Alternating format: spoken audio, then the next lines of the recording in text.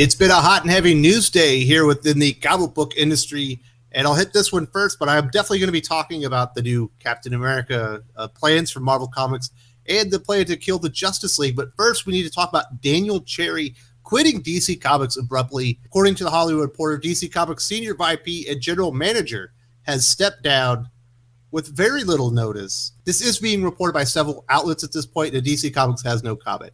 If you remember, Daniel Cherry III was essentially brought in as a comic book novice. He'd never actually worked in the comic book industry, but he had a ton of marketing experience with a lot of high-profile clients and companies, including like Nike. I know he'd worked in the NHL and some other really big brands like Activision and whatnot.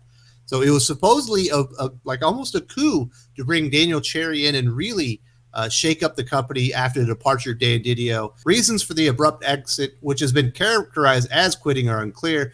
Cherry was in the position of general manager less than 2 years, having come aboard in September 2020.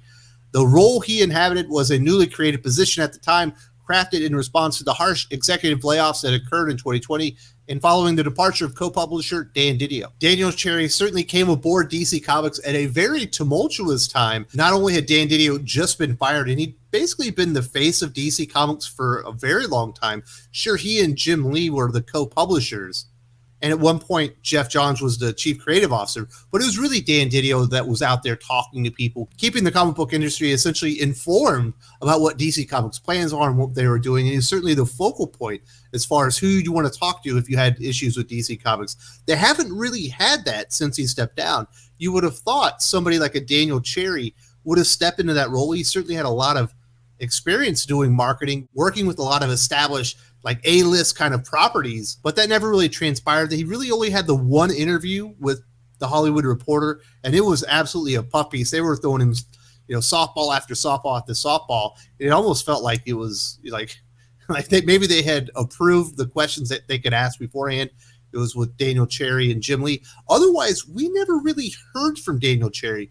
We don't even know what he thought about the comic book industry. I'm told behind the scenes, he didn't really know comic books themselves, and he had zero interest really in reading up on the product that he was supposedly working towards. So looking at it from that perspective, maybe it's not the biggest surprise in the world that Daniel Cherry would end up exiting DC Comics so rapidly, although I am told he was very well compensated, but I'm sure he's going to be making some bank down the road, because we do know, or at least the rumor of who he's going to be working for, and it is absolutely an entertainment powerhouse, mogul, whatever you want to call it. As far as Cherry's position within DC Comics, he reported directly to Warner Brothers Global Brands and experienced president Prem Lifford, who essentially oversees DC Comics for Warner Brothers themselves, and headed up business affairs, editorial, talent services, marketing, sales, brand, and direct-to-consumer for DC Comics. What impact on these areas he actually had, I'm not really sure. You can definitely say there were some successes, some big successes, while Daniel Cherry III was there. They certainly got the Batman Fortnite,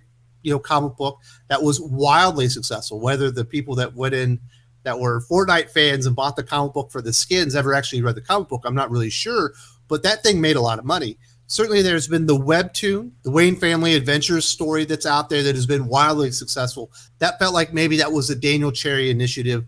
But as far as everything else, I don't think that their marketing really picked up in any discernible fashion. You would have think someone with the pedigree and the success Cherry's had in the past with other big name brands would have maybe brought some new initiatives online, maybe new ideas on how you could market comic books to really bring in new readers. I don't think that ever came into fruition. The DC Comics brand certainly doesn't feel more established or in a better place now that he's leaving. So I don't really know, if you want to gauge it how successful he was.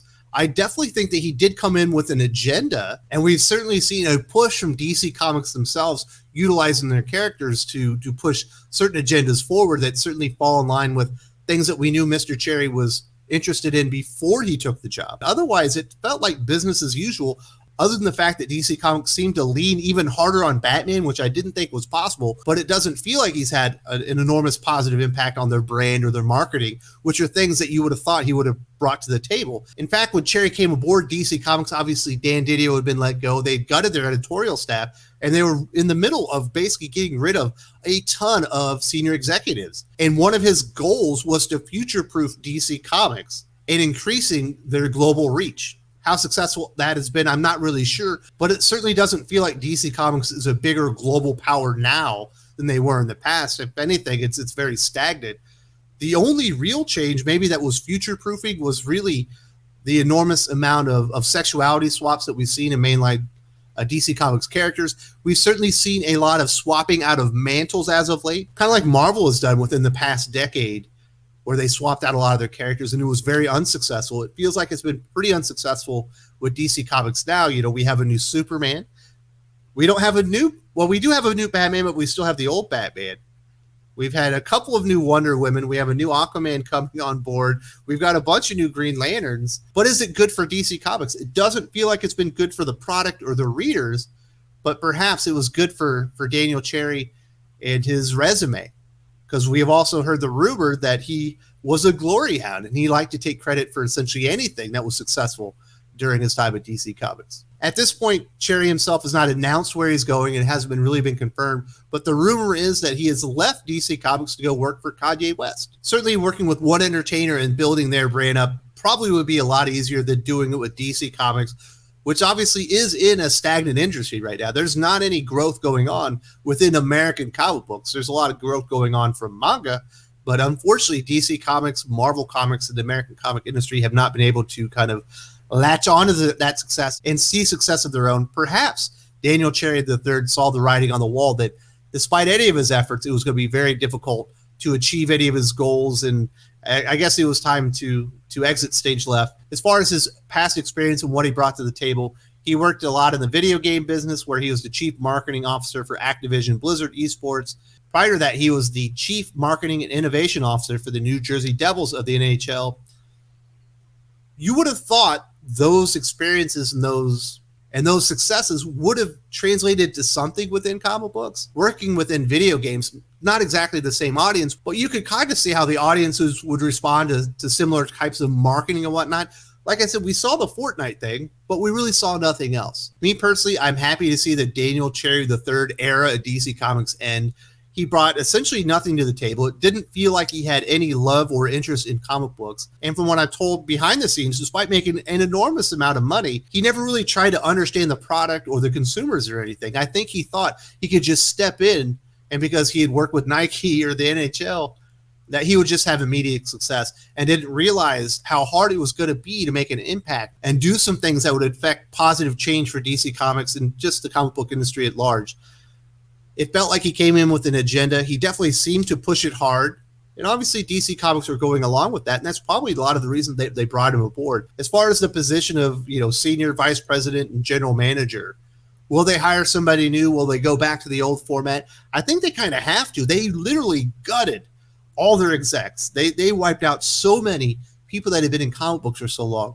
Will they look outside of comic books once again and try to bring in a ringer from another industry that can come in and maybe have some type of innovative marketing strategy for comic books? I'm not really sure. It seems like they should be gun shy at this point, because I think this really blew up in their faces, and DC Comics and Warner Brother really got nothing out of it other than paying this man an enormous amount of money and ruining an enormous amount of characters, all in the name of Daniel Cherry III's personal agenda, which unfortunately never included loving comic books, understanding the consumer base, and really fortifying DC Comics' position in the market and moving it forward. Fortunately, it wasn't all bad news for DC Comics this week. We did learn a couple of days ago that Geoff Johns is returning to the DC Comics fold to write a new series based on one of his most well-known stories that he ever wrote at DC Comics. I personally think this is very positive, but I do have some trepidation about that. If you haven't checked it out, here's the video here. I think you'll like it. If you're a DC fan, get some positive in your life.